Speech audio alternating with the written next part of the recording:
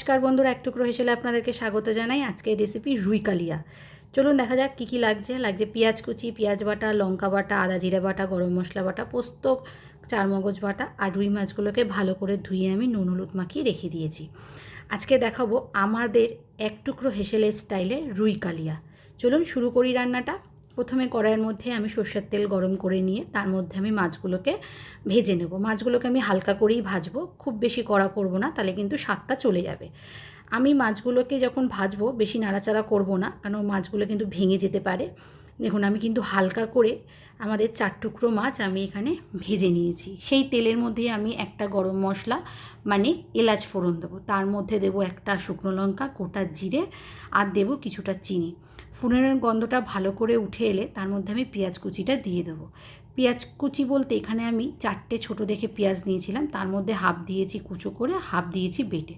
দেখুন আমি কিন্তু বাটা পেঁয়াজটাও দিয়ে দিলাম।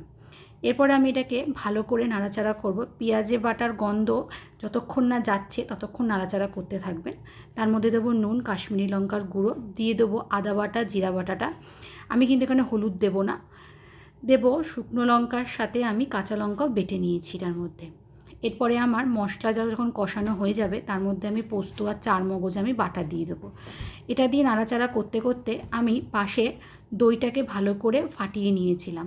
এটার মধ্যে কিন্তু আমি নুন চিনি কিছু দিইনি, শুধুই ফাটিয়ে নিয়েছি দইটাকে। দিয়ে ভালো করে নাড়াচাড়া করতে করতে আমি এটার মধ্যে সামান্য জল দিয়ে দেবো।